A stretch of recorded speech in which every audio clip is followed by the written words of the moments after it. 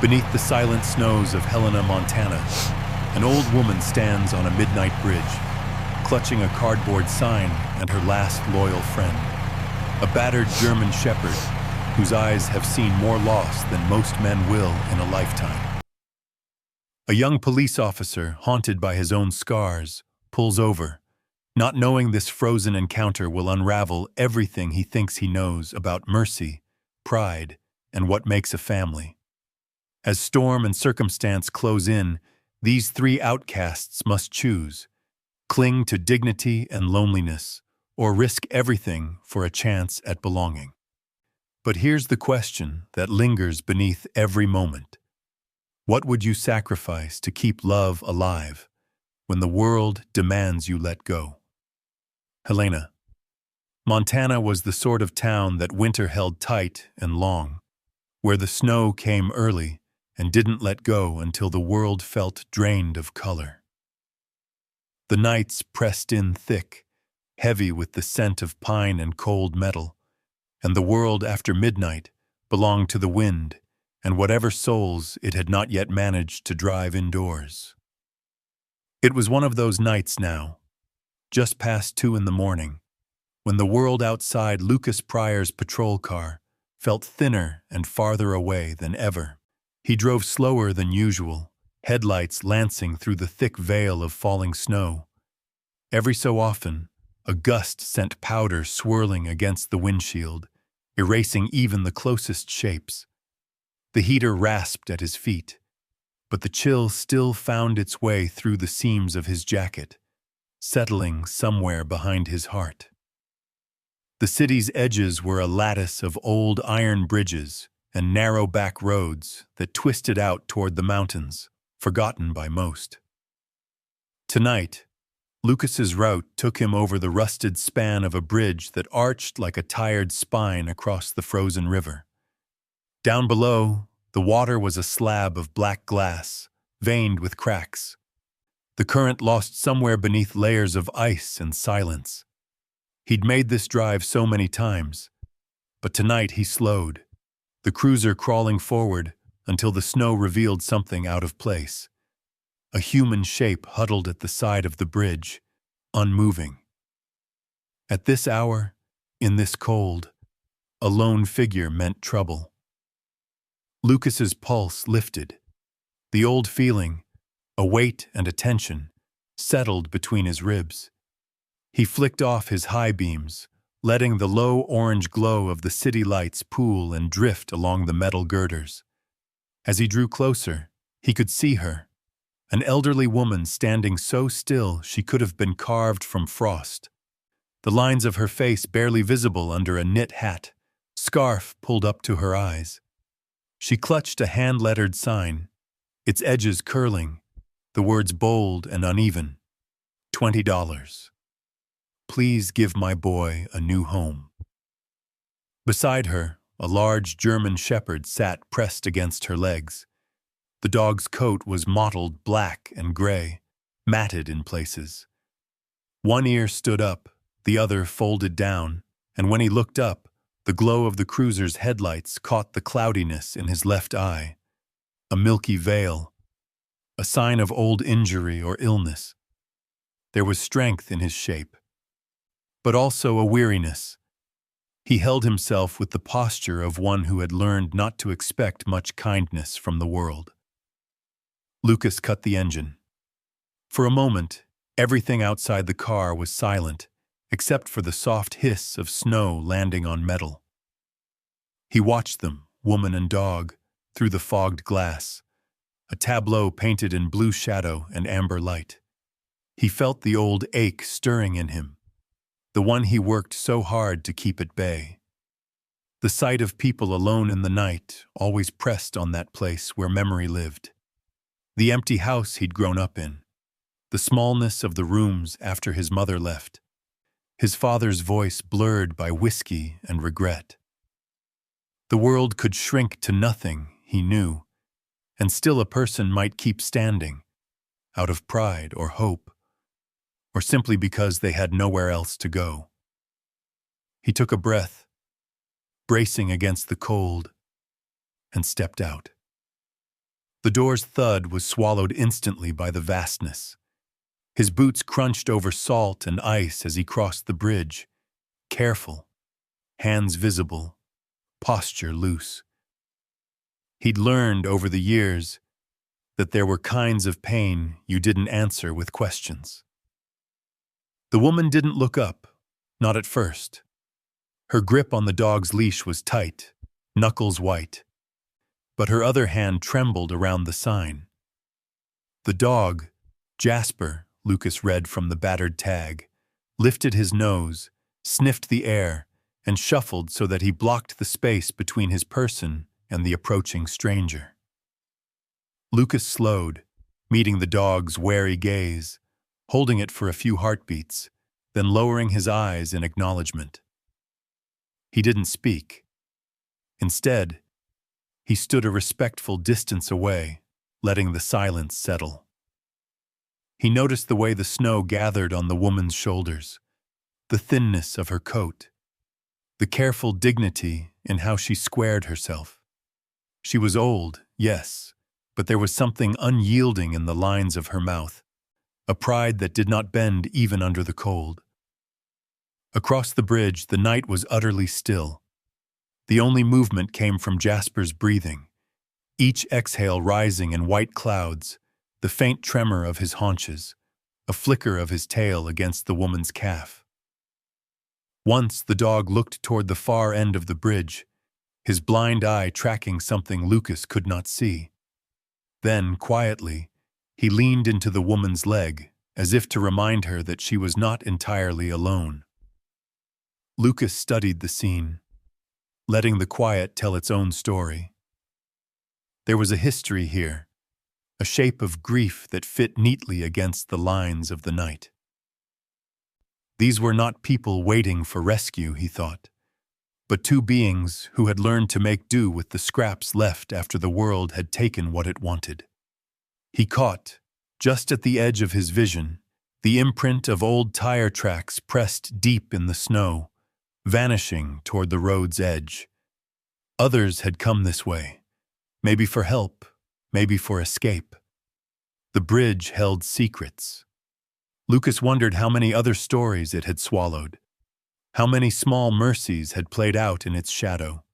He found himself holding his breath, uncertain whether to speak or simply stand as witness. He felt, suddenly, that he was the intruder, that this moment belonged to the woman and her dog, and he had only stumbled upon it by accident. Still, he waited. In the slow falling snow, with the river below locked in its winter silence, Lucas saw something rare. The strange, fierce tenderness of those who have lost much and yet still refuse to let go. And in the hush, as the streetlights flickered and the cold deepened, a question drifted through the dark. Who else had stood on this bridge holding a sign, hoping for a miracle no one could see?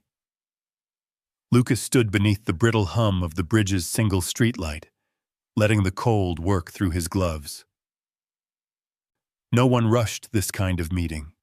He watched as the elderly woman, Mabel Cunningham, shifted her weight, the snow folding under worn boots.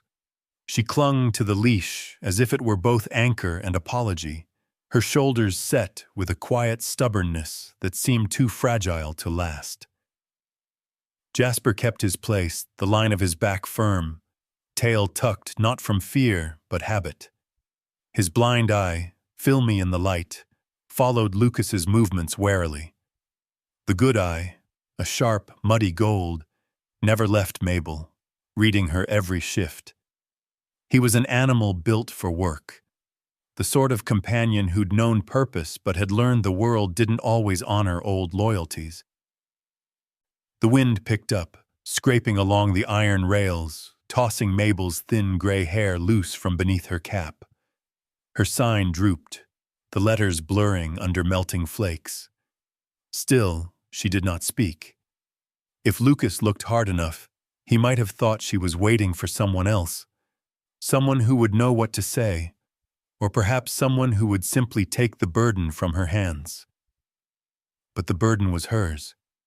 It showed in her posture, the slight stoop of a woman who had learned to hide her heartache, the unconscious gesture of tucking her chin behind the collar as though she might shrink into the shadow of her own coat. Lucas found himself searching for any excuse not to break the hush. Years ago, he might have filled the air with words, all of them practical, official. Are you all right? Where do you live? Why are you out here? But he'd learned. Silence could be a mercy, and sometimes a question did more harm than the cold. A long moment passed before he stepped closer, not so near as to startle Jasper, but enough to read the tag on the dog's collar. Cunningham, not for sale. The words were stamped into a tarnished brass plate, edges smoothed by time, the letters almost worn away. Lucas wondered how many nights Mabel had rewritten her own rules just to survive, and what it cost to put a price, even a small one, on the only companion she had left. Jasper's stance changed almost imperceptibly. He pressed closer to Mabel, his head low, ears flattening slightly. There was no growl, no show of teeth, just the muscle-deep tension of an animal who had learned to measure strangers. Lucas respected it. He shifted his weight, kept his hands open and relaxed. The snow gathered quietly on his shoulders, soaking through the wool until it felt like memory pressing down. The old woman finally looked up, not at Lucas, but into the night behind him. Her eyes, blue, pale, rimmed with red, caught in the streetlight, then flickered away. She seemed to weigh what she could afford to reveal and what needed to be kept hidden. She did not apologize for standing there, or for the sign, or for the desperate dignity with which she held herself. Jasper's breath clouded in the air, short and fast. He shifted on his haunches and nudged her knee with his snout, as if to say, "It's time to move on." But Mabel didn't move. Instead, she reached down, her gloved fingers shaking as she brushed snow from the tag on his collar. A small act of stubbornness, or perhaps love. Lucas glanced at the ground, then at the lines of Mabel's hand, the sinews taut beneath the thin skin. He caught the faint trembling of her fingers and the way she pressed her lips together to steady herself. In her silence there was a plea. "Let me keep what little I have left. Don't make me beg." No one spoke. The world seemed to hold its breath. The only sound the wind rattling the bridge's girders and Jasper's claws scraping restlessly on the icy asphalt. Lucas's mind drifted, not to training or protocol, but to a memory of his own. The night he stood outside his childhood home, suitcase at his feet. His mother already gone, his father locked in sleep or drink. He remembered how the sky looked so wide, and how small he had felt, holding on to nothing but the hope that someone, anyone, might see him. He understood now that there were wounds you carried for so long, they simply became part of how you moved through the world. Mabel, he saw, wore her sorrow in every cautious step. Jasper, too, bore the history of other winters, his body scarred, his gait uneven, his loyalty unwavering. Still, something passed between the three of them, an unspoken agreement that what mattered now was this moment, this bridge, the hush before dawn, when all the world was pared down to bone and breath and the slow, stubborn pulse of survival. Jasper inched forward, nose twitching, and Lucas caught the briefest glint of trust. A question, maybe, or a dare. Was there anyone left who would do the right thing, even if it meant nothing more than sharing the cold? Mabel's hand tightened on the leash. She drew herself a little taller, as if preparing for whatever judgment Lucas might hand down. But Lucas only nodded, Once, a quiet acknowledgement that no answer was needed. For a second, something almost like relief softened her face. Above them, the snow kept falling, erasing footprints, softening the world into something that, if not kind, was at least quiet. And there, carved between silence and frost, the question pressed deeper. What would it cost to keep even one promise, when everything else was slipping away? Morning in Helena came in shades of slate and pearl. The sun, when it bothered to appear at all, only made the world look colder, shining off the iced river and emptying the streets. Lucas returned to his patrol car, eyes lingering on the rearview mirror, where the bridge disappeared into the hush of snow. Something in him resisted the urge to simply drive away, to leave the silent woman and her dog to their own hard wisdom. He circled the block twice before pulling in by the city park, where the benches sat blanketed in drifts. By the time he found them, Mabel and Jasper had settled on a low wall near the empty playground. The woman's face was streaked with cold, her cheeks raw, but her posture was stubbornly upright. Jasper, uncomplaining, had curled himself close against her legs, his big body almost covering her battered boots. There was no drama in their huddling, only a quiet choreography born of years spent shielding each other from the world's lesser mercies. Lucas sat down a respectful distance away, close enough that his breath rose visibly beside theirs. He didn't reach for his notebook.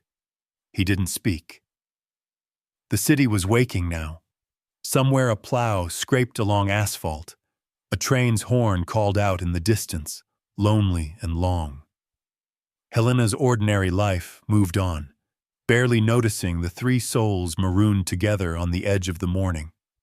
It was Mabel who finally broke the stillness, her voice low, shaped by fatigue and pride. "We've had a run of bad luck, Jasper and me." Her gloved hand drifted to the dog's ruff, and she scratched absently at a spot just behind his ear. Jasper's tail thudded, slow, reassuring. She didn't look at Lucas, didn't offer explanations or apologies. She talked the way people talk when they've already learned that most listening is just politeness. The old place on Pine Street. Roof started leaking in September. I patched it with whatever I had. Blankets, mostly. Then came the mold. Jasper's the only one didn't seem to mind. She gave the dog a fond, sideways glance. He'd sleep right under the leak if I let him, like it was his job to keep the water from finding me.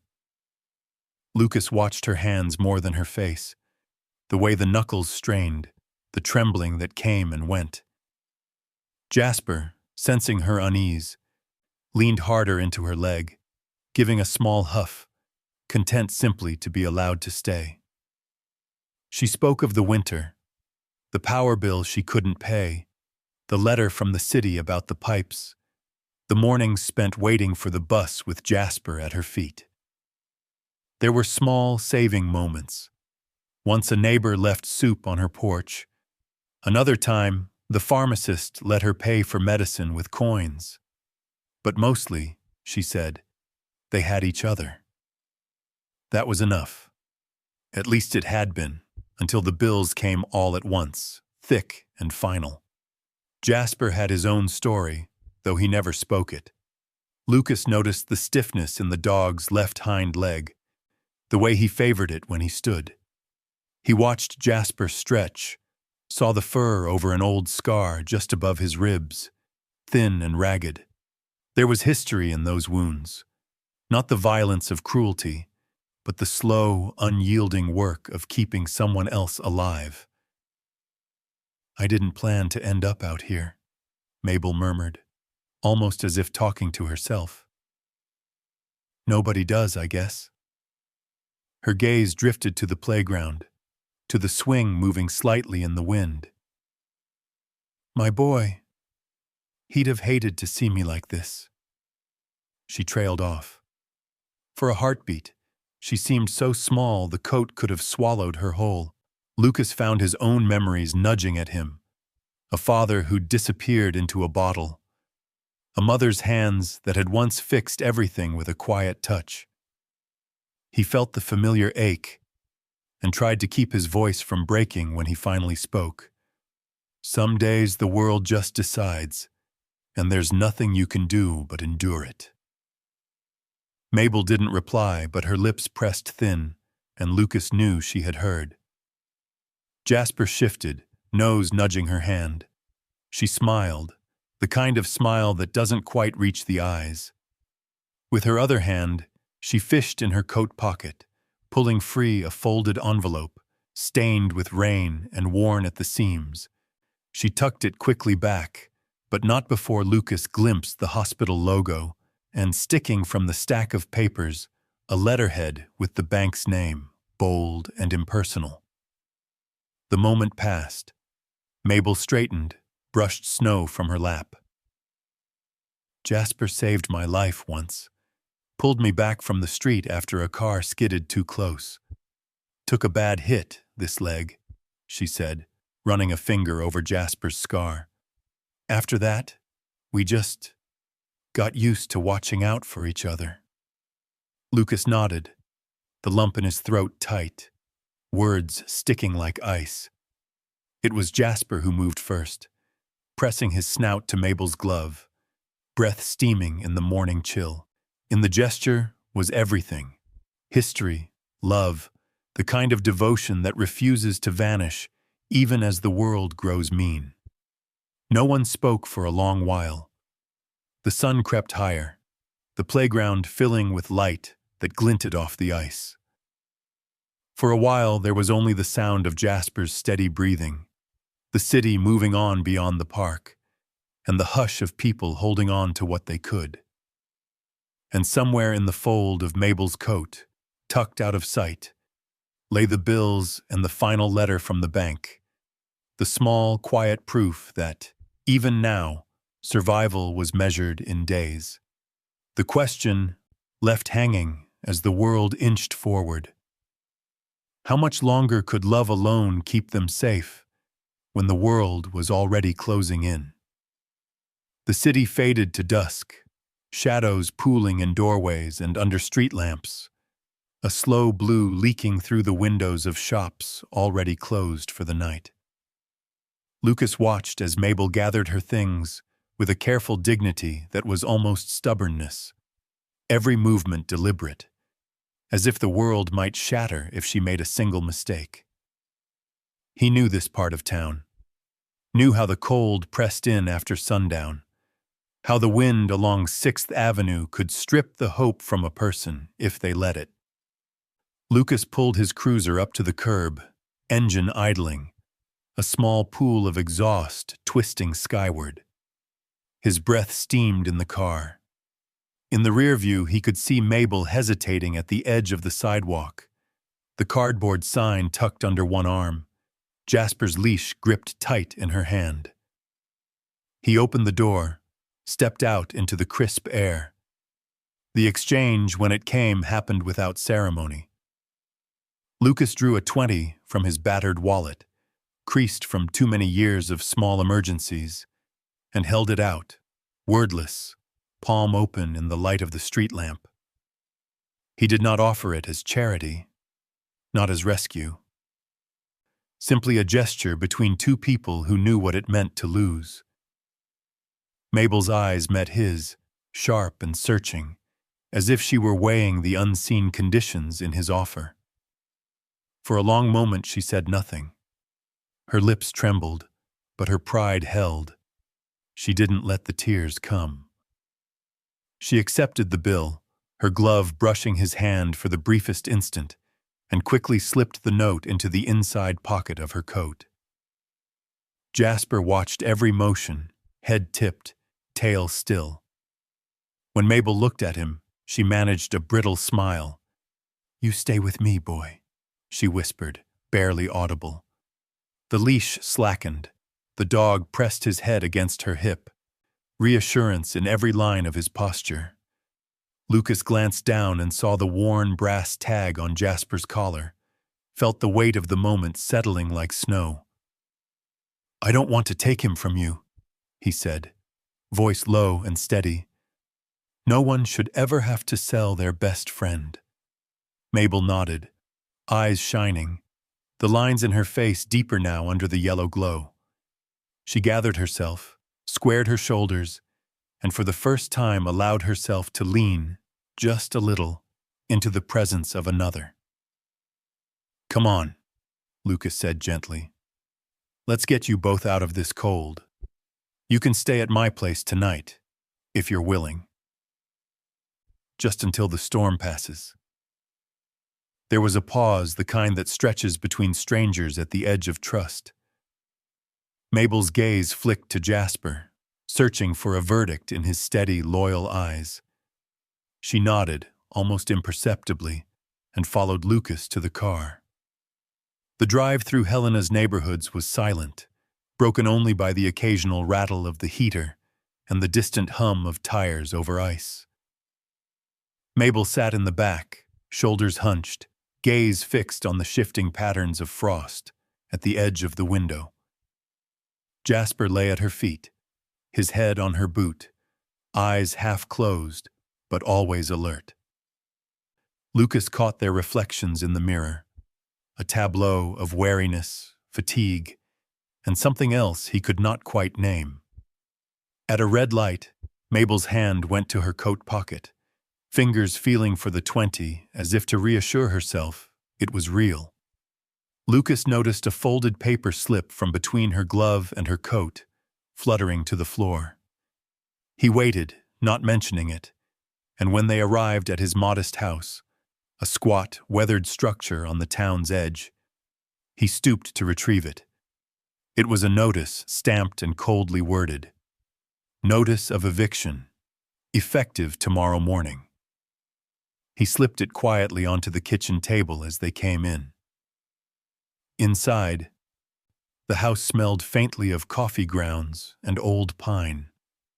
Lucas kept things sparse: a battered couch, a lamp whose light spilled over a small stack of library books, and an old wool blanket folded neatly at the foot of the stairs.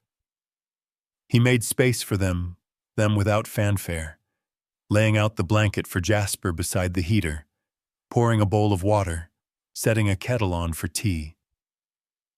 Mabel settled on the edge of the sofa, hands twisting in her lap, boots left on, as if she might have to leave at a moment's notice. Jasper stayed at her feet, eyes never leaving her. Lucas busied himself in the kitchen, letting the rhythm of mundane tasks fill the silence. He fried 2 eggs, toasted bread, warmed a tin of soup on the stove. When he brought the meal out, Mabel accepted the plate with a soft murmur of thanks. She ate slowly, each bite small, her movements careful as if rationing her dignity along with her food. Jasper licked his bowl clean and then pressed close to her, his tail thumping softly, hope flickering in his eyes for the first time since the bridge. Lucas watched them from the doorway.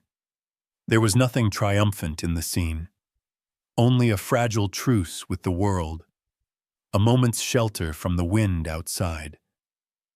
Later, as the kettle whistled, Lucas caught Mabel glancing around the room, her gaze settling on the corners as if mapping the exits, the way someone does who has been asked to leave too many places. He let her have the silence, offering nothing but the comfort of his own quiet, the steady background of Jasper's breathing. And as the first flakes of new snow drifted past the window, Lucas wondered, not for the first time, what it meant to give, and whether even the smallest mercy could be enough. On the table, the eviction notice lay between a chipped mug and the folded cardboard sign, silent testament to a night when everything had been bargained for and nothing truly settled. What is the cost of staying when the world insists on turning you out?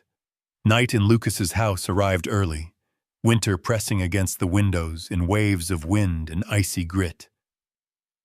The rooms, usually silent, now held the uneasy hush of strangers gathered under one roof by necessity rather than invitation. Lucas turned off the porch light, set an extra log on the fire, and let the warmth rise to meet the cold that clung to his guests. The meal, small as it was, had filled the house with the soft clatter of forks and spoons. Mabel ate little sham, her hands trembling as she cut her toast, gaze fixed on some distant memory. She thanked Lucas quietly, voice barely a whisper, and set her plate aside almost untouched. Jasper circled once at her feet, nose twitching at the unfamiliar scent of linoleum and old coffee, then lay down, his body curled tight as if bracing for something unseen. Lucas washed the dishes alone, the hot water scalding his hands, painful but grounding. He watched through the doorway as Mabel sat, motionless, on the worn edge of the couch, her coat still draped over her shoulders, hat pulled low, as if undressing would signal she'd allowed herself to stay. The air was filled with the soft ticking of the heater and the occasional creak of settling wood. He busied himself with small tasks, setting out a second pillow, folding a faded quilt at the couch's end, brewing tea he doubted anyone would drink. The rituals of hospitality, he'd learned, sometimes did more to comfort the host than the guest. Later, after a brief, strained conversation, simple questions about allergies, about comfort, Lucas wished her a good night and climbed the narrow stairs to his bedroom. He left the door open, a signal of trust, and sat on the edge of his own bed, listening. Downstairs, all was quiet except for the intermittent hum of the heater and the low, steady breathing of a big dog.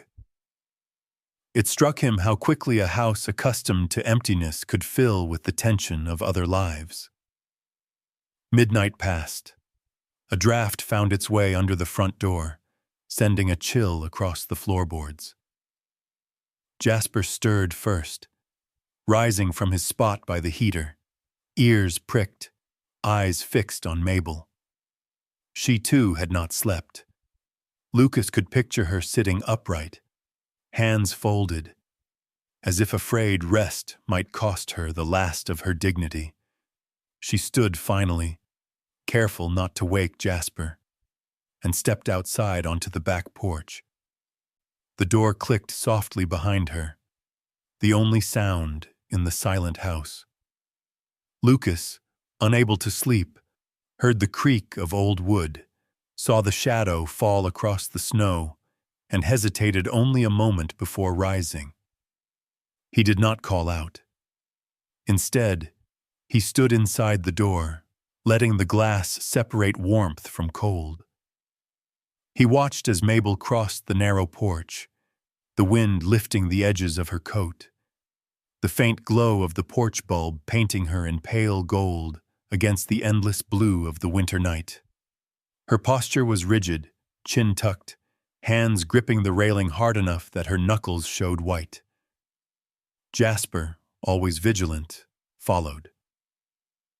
He pushed the door open with his nose and stepped quietly onto the porch, pressing his side against Mabel's legs. There was no bark, no whine, just the silent offering of warmth, the physical assertion that she was not alone, not completely. She rested her hand on his head, fingers splaying into his fur, and for a moment the tension in her body eased.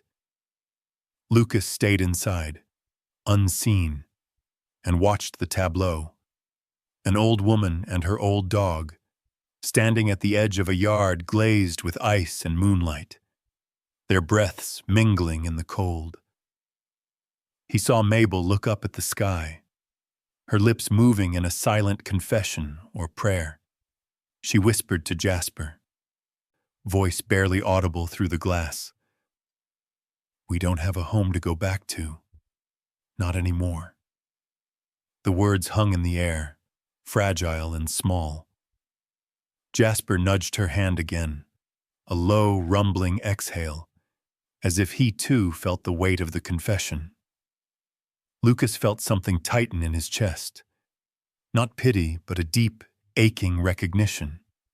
He knew the shape of pride that would not let itself break, even when every comfort had already been surrendered. He saw how Mabel stood just outside the warmth, refusing to step in fully, clinging to some border between guest and intruder. He wanted to reach out, to tell her she could stay, to insist that some burdens were lighter when shared. But he knew, too, the kind of silence that holds dignity together. So he made his offering in small ways, leaving a cup of tea on the windowsill beside her, retreating before she could see him, letting her keep her silence until she was ready to let it go. Inside, the house glowed in quiet invitation. Jasper stayed outside with her, his fur catching the light, his body patient as winter itself. The world beyond was vast and indifferent, but on that porch, for a few moments, the only things that mattered were the slow, steady heartbeat of a dog and the last stubborn hope of a woman who had lost almost everything. Lucas, alone in the kitchen's dim warmth, pressed a palm to the glass, bearing silent witness to the cracks in another's pride. Sometimes, he thought, mercy was not in the offering, but in the waiting. And in the hush between wind and silence, another question lingered. If you let go of pride, what is left to call your own? Dawn arrived quietly, gray and pale, sifting over Helena's rooftops and softening the scars of night. The snow had stopped falling, but a fine mist hung over the backyard, catching in the black trees and blurring the world's hard edges. Lucas rose before the sun, the habit of years, and padded softly down the stairs, careful not to break the hush that had settled over the house. He found the living room much as he'd left it, quilt folded, couch empty, the faint warmth of the fire only a memory. The air was tinged with the scent of cooling tea and the musky, honest smell of dog. Jasper was gone from his spot by the heater. Lucas checked the kitchen, the bathroom, the small guest room, each place empty. On the dining table, beside the chipped mug and last night's uneaten bread, a folded scrap of paper rested. He picked it up, reading Mabel's careful script, each word pressed down hard, as if written against the grain of her will. Thank you for your kindness. I'm sorry to leave early, but we must go. Please don't worry. You have done more than enough. Mabel. There was no drama in the words, no plea for rescue or pity, only the finality of someone who had learned how to say goodbye. Lucas slipped on his boots, grabbing his coat from the hook by the door. The world outside was blue and brittle, the kind of cold that burned the lungs. He scanned the narrow street, saw no one. Then, just at the end of the block, he spotted two figures, a woman in a threadbare coat, walking slow but determined, and the large dog at her side. Jasper paused at every corner, glancing back, his leash slack in Mabel's loose grip. Lucas walked quickly, calling nothing, not wanting to startle them. His steps crunched on the snow, a steady beat in the silence. He caught up near the empty bus stop where the city buses came late and left early, a bench half buried in old drifts. Mabel stood beside it, face lifted to the sky, eyes closed as if listening for something far away. She heard him before he spoke, turning with a faint, resigned smile. Her cheeks were red, her lips dry and cracked, but there was resolve in her expression, a shield that refused to drop. You don't have to go, Lucas said softly, voice stripped of authority. You both can stay longer. It's no trouble." Mabel shook her head. She kept her gaze on the ground, hands wrapped tight around the leash. "I've troubled you enough, officer. Kindness is rare, but too much of it makes a person forget who they are." She looked up then, searching his face. "I can't let myself forget."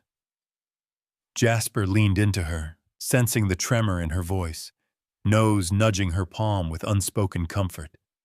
The snow fell from his coat in thin, dirty clumps. His eyes met Lucas's for a long, silent moment. A question, or maybe a warning.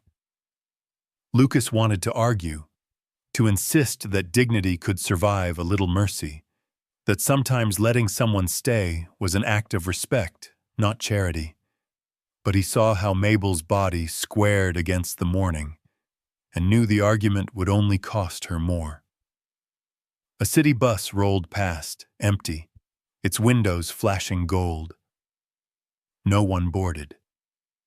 Mabel didn't move. Lucas pressed a card into her hand. His number, written in bold, slanted print. "If you need anything at all." She nodded, but Lucas sensed she would never use it. A thin wind skittered along the street, rattling loose a scrap of litter from the bench. As Mabel shifted, something fell from her coat and landed beside Lucas's boot. A battered photograph, black and white, the edges soft from years of being folded and unfolded. He bent to retrieve it before she could object.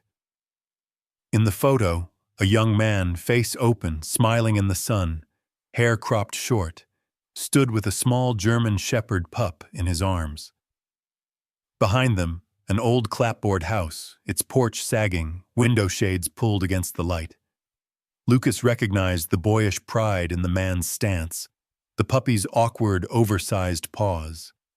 He turned the photograph over. A date, 25 years ago, and a single word in faded ink, "home." Mabel saw him looking and took the photo back with a trembling hand. "My son," she whispered, voice threadbare. "That was his house. Bank took it after he died. Just a place now." She tucked the photo away, fingers lingering, a softness in her eyes that vanished as quickly as it came. Jasper pawed at the snow, impatient, as if urging her onward. Lucas tried once more, his words gentle, shaped by the uncertainty of offering help to someone proud. "There are places in town, organizations, people who can do more. No one should have to go through this alone." Mabel's mouth tightened. She looked past him to where the sun was lifting above the hills, setting the rooftops alight. "Alone's not always the worst thing, officer. Sometimes it's just what's left." Jasper gave a low, uneasy whine. Mabel squeezed his leash, her knuckles white. "We'll be all right," she said, but the words fell between them like a promise she didn't quite believe. Lucas let her go, heart heavy, watching as she and Jasper moved down the empty street, two figures shrinking in the morning glare. The dog looking back once, Stu, amber eyes meeting his with a plea he felt but could not answer. He walked home slowly, snow settling over his footprints, his house waiting cold and quiet.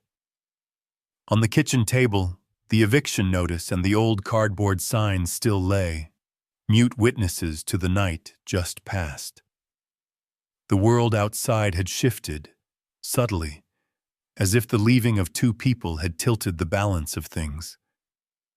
Lucas wondered how many times he would watch someone walk away, clinging to pride, and if he'd ever learn the right way to help without taking something vital in the process.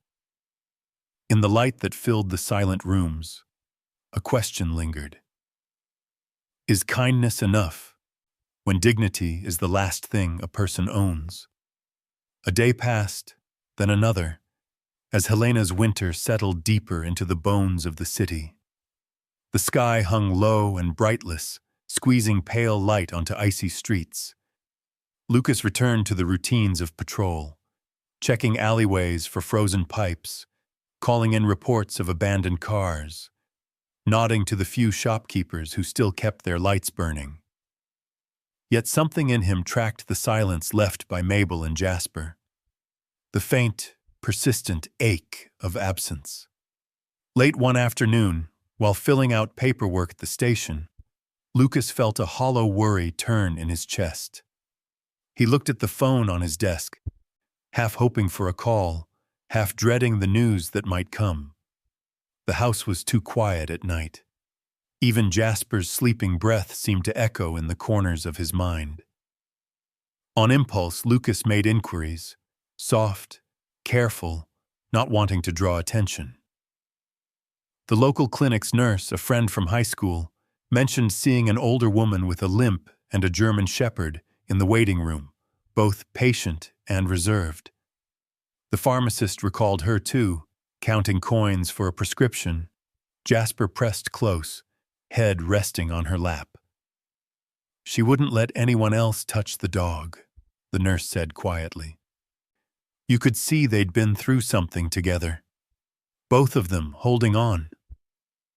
Lucas found himself walking the city's quieter streets after his shift, his boots crunching on salt and snow, looking for signs.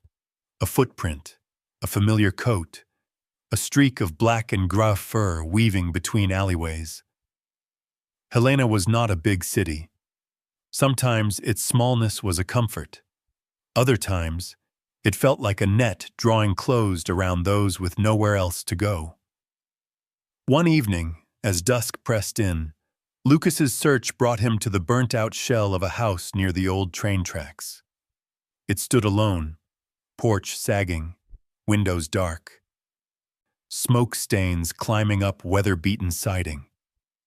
The place had been empty for years, but children still whispered about the night it burned, how the sky turned orange, how sirens split the cold. Lucas stopped at the edge of the lot, breath steaming. He studied the hollowed windows, the black lines of ruin. His mind reached for the old photograph, the boy with the dog, house whole behind them, hope clear in their eyes. He saw now how the years had worn Mabel down, how loss became a daily companion. In the stillness, he imagined Jasper, just a pup then, cradled in the arms of the only boy who'd ever been his family. He learned more by piecing together fragments, an archived newspaper clipping at the library. Firefighter perishes in blaze, saves two but cannot save himself. A witness described a frantic dog, teeth bared, pawing at fallen timbers, refusing to leave the smoke. After the funeral, Mabel withdrew. She refused city help, kept to herself, haunted by what could not be undone. Jasper had survived with scars, one leg left stiff, a milky eye, the kind of skittish caution that comes from loving and losing too hard. In every report, in every hushed voice, Lucas heard the echo. They saved each other over and over, but the world doesn't always have room for that kind of loyalty. Lucas's own memories pressed close. His childhood house, emptied of laughter, his mother's absence, the slow hardening of his father. There was comfort in keeping wounds hidden, but the cost was high. A life lived at arm's length, trusting only in solitude. A week passed before Lucas saw Mabel again. He found her on the steps of the county hospital, Jasper curled at her feet, their bodies folded together against the cold. Mabel's face was gaunt, her skin papery and pale. Her breath rattled in her chest as she held a battered folder of papers tight against her side. Lucas sat beside her, not speaking, just sharing the bench. After a while, she looked at him, eyes rimmed with exhaustion and something deeper, a kind of resignation. "You heard the story, I suppose," she said, voice barely above the wind. "About the fire. My son, Jasper." Lucas nodded, not as an officer, but as a man who knew the shape of old pain. "I owe him more than I can give. He's all I have left. But even that—" She trailed off, looking at the horizon where the snow softened the city's sharp edges. "There's a debt I can't pay," she whispered, more to herself than to Lucas. Jasper shifted, resting his head in her lap, eyes closing as if the weight of the day was finally too much. Lucas noticed the folder in her lap, hospital records, forms unsigned, medical bills stamped overdue. At the top, her name, Mabel Cunningham, cardiac unit. He understood then that Mabel's silence was not only pride but also fear, the fear that if she let anyone close, she might lose what little was left. As night deepened, Lucas offered her his presence, nothing more. Sometimes, he thought, just staying is the greatest act of compassion. The world around them darkened, the hospital windows glowing gold in the snow. In the hush, a new question waited. How long can one heart hold out against the world's indifference, especially when it beats not only for itself, but for another soul it cannot bear to leave behind? The storm arrived without warning, pressing down on Helena like a fist. For 2 days the city became a world of gray, streets erased by white, power lines snapping beneath the weight of ice, sirens echoing in the distance and fading into a hush as even help became unreachable. The snow thickened against the windows of the county shelter, turning the light inside to something pale and uncertain. Mabel was there, tucked in a corner of a spare room that still smelled of antiseptic and boiled linen. Jasper lay at her feet, unmoving except for the twitch of his ear when someone entered, eyes fixed on the door as if expecting the world to barge in and take away what little they had left. The nurse said she'd slept little, every hour marked by a cough that left her gasping, her hand clutching the dog's collar like a talisman against the dark. Lucas visited every evening, crossing the parking lot with his head bowed, his uniform dusted with sleet, boots squeaking on the tile floor. He brought hot tea, newspapers, sometimes just his quiet presence. He never stayed long, sensing the invisible boundary Mabel kept between herself and the world. Even so, his absence was felt the moment he left, a hollow settling in the space he'd occupied. On the second night of the storm, the shelter's generator coughed, the lights flickered, and the wind screamed down the corridors. Mabel's cough grew worse, a raw rattle deep in her chest. The nurse pressed a gentle hand to her brow and frowned, whispering to Lucas in the hall, "She's not strong enough for this, not with her heart." They debated calling an ambulance, but the roads were closed, the hospital already overrun with the sick and the stranded. In her room, Mabel drifted in and out of fever, her thoughts circling old ghosts, the fire, the boy she lost, the long nights alone when Jasper was the only anchor keeping her here. The world blurred to the small warmth of the dog's body curled tight to hers, the feel of his heartbeat pressed against her palm. Outside, the wind scoured the shelter's windows, rattling the glass in its frame. Jasper refused to leave her side, even when the nurses coaxed with treats. He kept vigil, his body tensed for action he could not take, his eyes trained on Mabel's face for signs that she might slip away. It was nearly midnight when Lucas arrived again, shoulders hunched against the cold. The city was silent, lights out in half the homes, the world reduced to the sound of snow pelting the roof.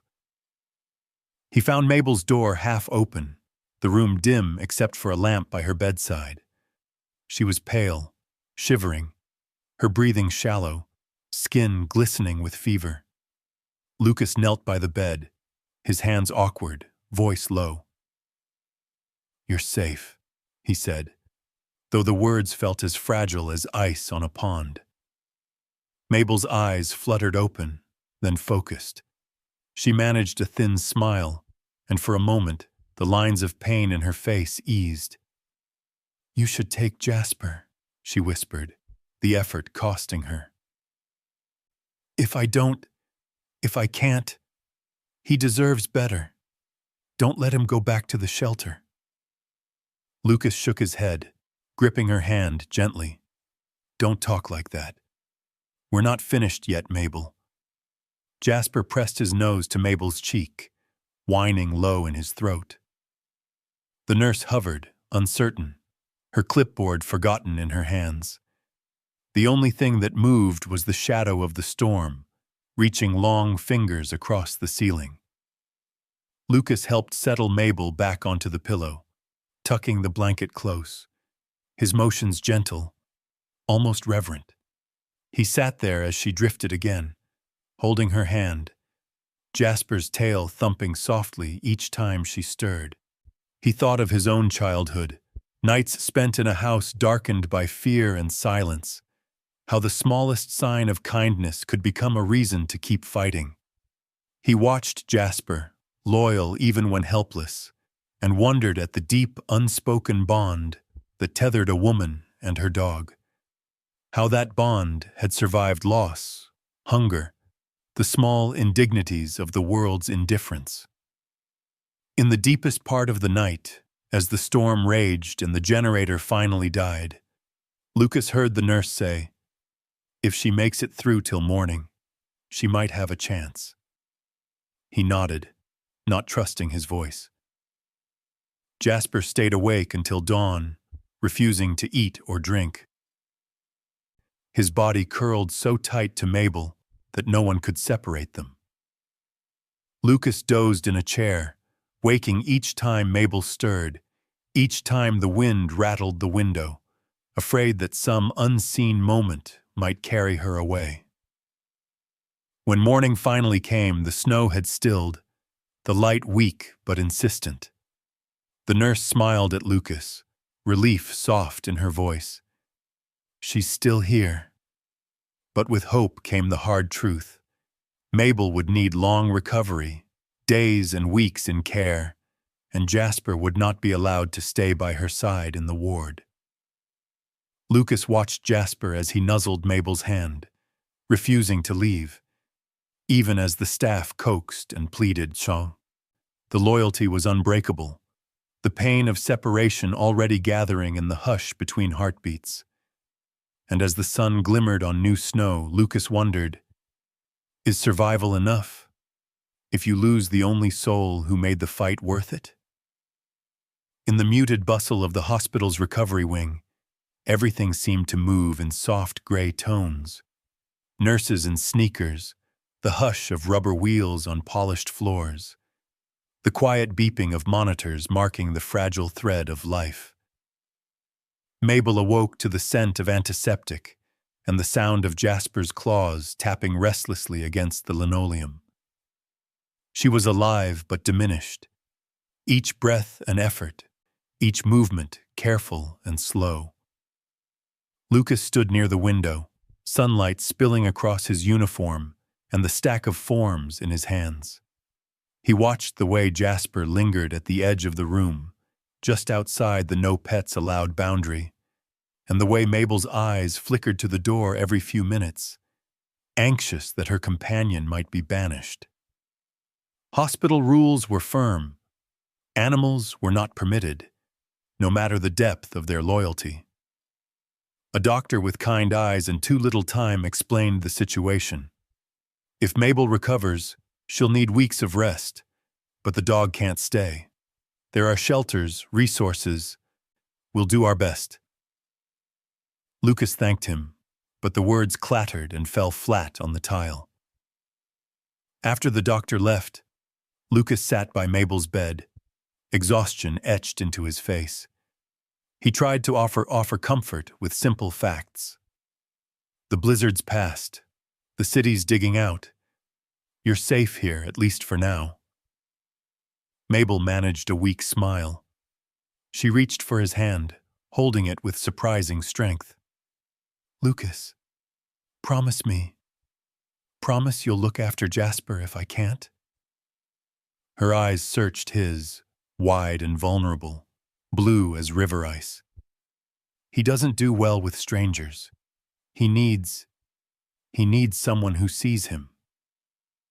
Lucas felt the old, familiar ache of promises made in cold rooms, of people asking for more than he ever felt able to give. He looked at Jasper, lying by the door, ears pricked, hope and anxiety in every taut line of his body. I promise, Lucas said quietly. The words carried a weight he'd long learned to fear, but there was no other answer. Hospital staff came and went, sometimes pausing to offer a gentle pat to Jasper, sometimes scolding softly, sometimes just ignoring the pair. Each time the dog was shooed out, he found a way back in, through open doors, along the edge of a custodian's cart, always ending up at Mabel's side before anyone quite realized he was there. Lucas argued with administration, explained how Jasper's presence was a matter of health, not comfort. The hospital relented, but only halfway. Jasper may stay in the garden behind the ward. You can visit, but he can't enter the recovery wing. Lucas volunteered to care for the dog himself, coming every morning and evening, bringing old towels, water, scraps of meat from his own lunch. He made a bed for Jasper beneath a pine near the garden fence, a spot just visible from Mabel's window. Mabel watched the arrangement with gratitude and heartbreak. She waved at Jasper through the glass, her hand trembling, her face pale but alight whenever the dog caught sight of her and barked softly in greeting. Nurses grew accustomed to seeing Lucas and Jasper in the garden at all hours. Lucas sitting on the frosted grass, Jasper's big head in his lap, both staring at the hospital's blank windows, waiting for news or a familiar face to appear. One morning, as the frost clung stubbornly to the grass, Lucas received a phone call. The number was from Texas. A young woman's voice crackled through the line, nervous and apologetic. My name is Emma. I'm Mabel's granddaughter. I just found out she was in the hospital. I want to help. I can take her in, once she's well enough to travel. Lucas wrote down the details, relief and worry mingling in his chest. When he told Mabel, her expression grew clouded, caught between hope and sorrow. She's a good girl, Mabel said softly, but I can't leave Jasper behind. He wouldn't know her or Texas or any of it. This is his home, even if it isn't mine anymore. Lucas understood the conflict. He remembered his own moves as a child, how every strange city felt colder, how every new room made his skin crawl. Belonging was not always a matter of blood, but of history, of loyalty and grief. He sat with Mabel for a long time that afternoon. Jasper pressed against her leg on the sun-warmed tiles of the garden. She stroked his head, eyes wet but determined. If I have to go, I'll go, she whispered. But he should stay with you. He knows you. He trusts you. Lucas swallowed, feeling the truth settle into his chest like a stone. In that moment, he realized the shape of what he'd taken on. Responsibility not only for a life, but for a memory, a history, a bond he could never fully understand. Nurses brought soup. Jasper licked the bowl clean, tail wagging, eyes bright with hope.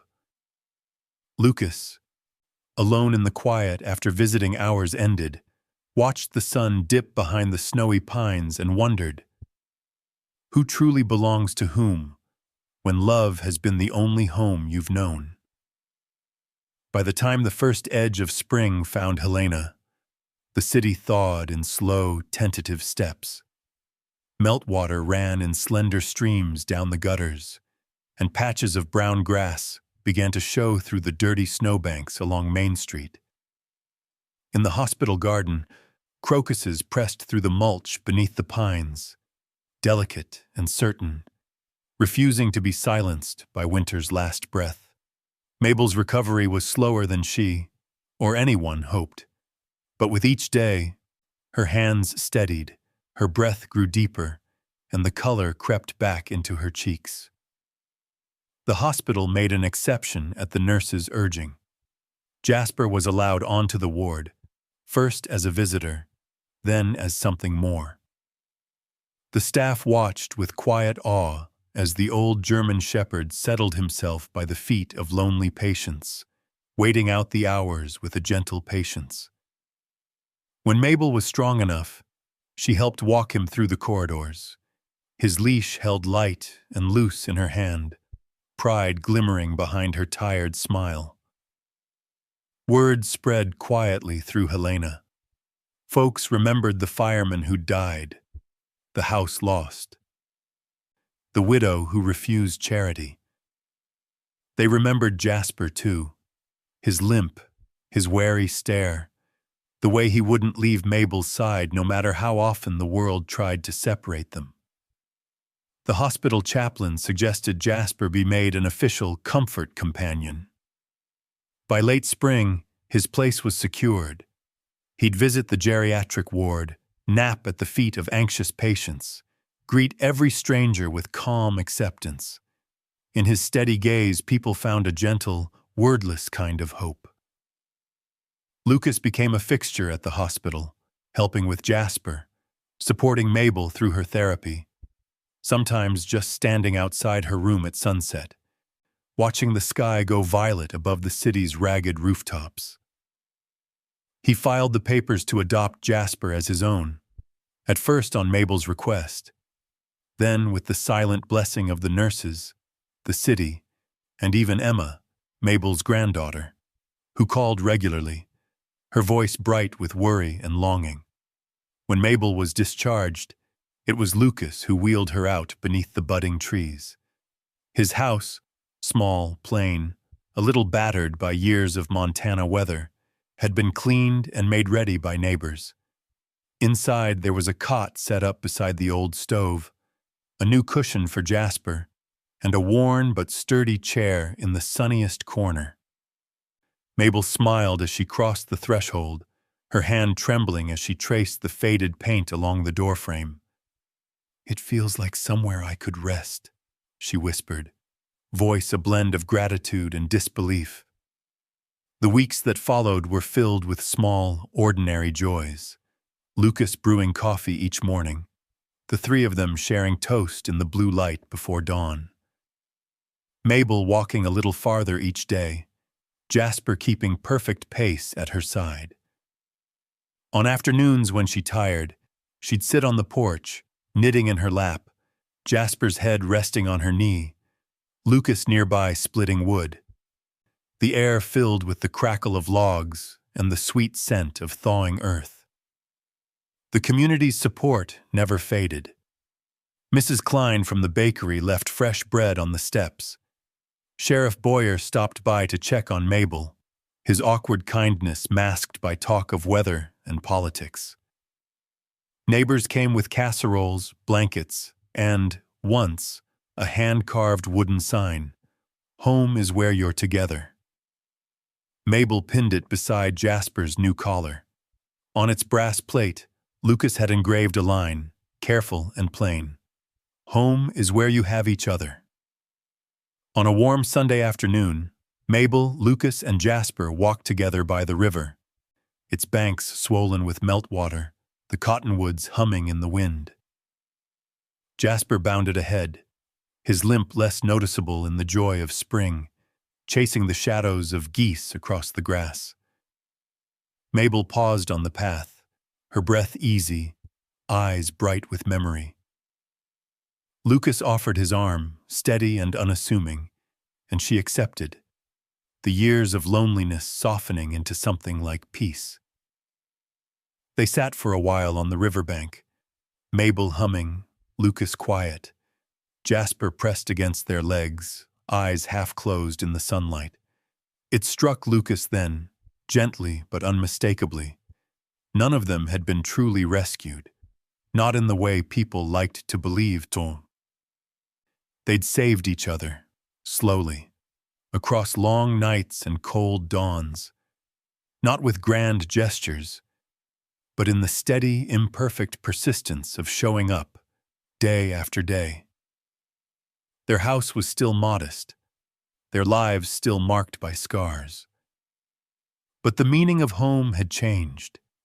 It was now a place made not by walls or money, but by the threads of trust, memory, and presence they wove around each other. And as the afternoon stretched toward evening, laughter drifting through the open window, Lucas looked at Jasper, old, scarred, faithful, and Mabel, her face softened by hope, and thought, perhaps home is simply the place where you no longer have to carry your burdens alone. In the hush that followed, the story's last question found its way to the heart. What is home, if not the courage to begin again, together?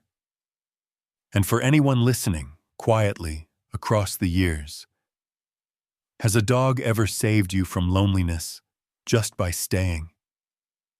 In the end, it wasn't a miracle or a sudden twist of fate that gave these three souls a home. It was the small, everyday courage to show up for each other, even when there were no promises left. Mabel found rest not in escaping her hardships, but in sharing them.